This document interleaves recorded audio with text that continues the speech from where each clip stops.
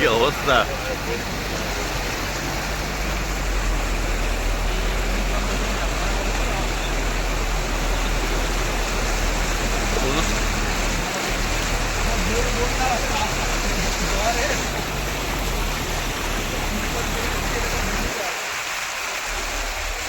তাও গাড়ি এখানটাতে চলছে না, সব ডুবে খারাপ হয়ে যাচ্ছে।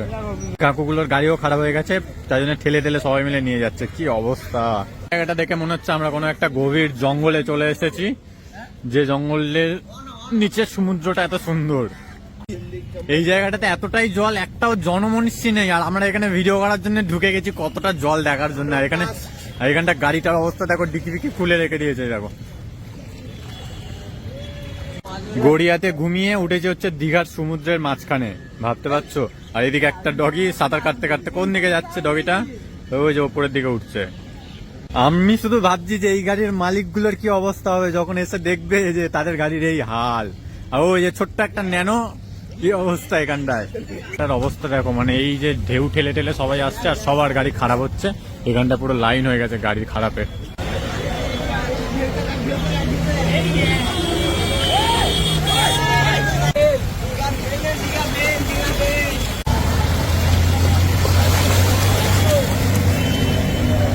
এখানের অবস্থা গালায় দেখো শুধু। এখানটায় পাটুলিতে এসে আমরা এটা কি দেখছি, কাকু জাল ফেলছে পাটুলি থানার পাশে, মাছ হয়েছে মাছ।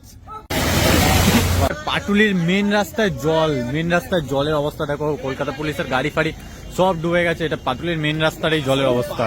মাছটা ফেলো, জাল ফেলে দিয়েছে কাকা। এটা বাটা মাছের বাচ্চা পাওয়া গেছে। এই যে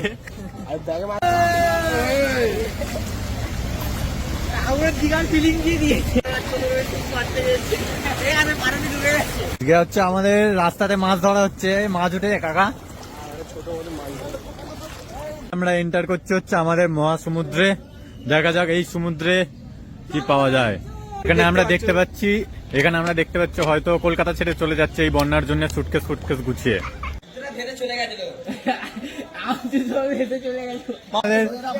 দীঘাতে সাঁতার কাটছে, কেমন লাগছে একটু বলে দাও। Dolphin dolphin. এখানে কলকাতা পুলিশের গাড়িগুলোর এই অবস্থা। যাই হোক, আজকের আর শহরে যাই হয়ে যাক, পুলিশ কিন্তু যেতে পারবে না কোথাও। আমরা এখন এসেছি ফ্লোটিং মার্কেটে, আর এই ফ্লোটিং মার্কেটের নামটা কিন্তু এবারে সার্থক হয়েছে, কারণ এতদিন হচ্ছে ফলস ফ্লোটিং মার্কেট ছিল, আর এই বন্যাতে পাটুলি ফ্লোটিং মার্কেট এবারে সত্যিকারেই ভাসছে। আর এখানে কিন্তু দেখতে পাচ্ছি কাকু একেবারে জাল নিয়ে চলে এসেছে পাটুলিতে মাছ ধরার জন্য।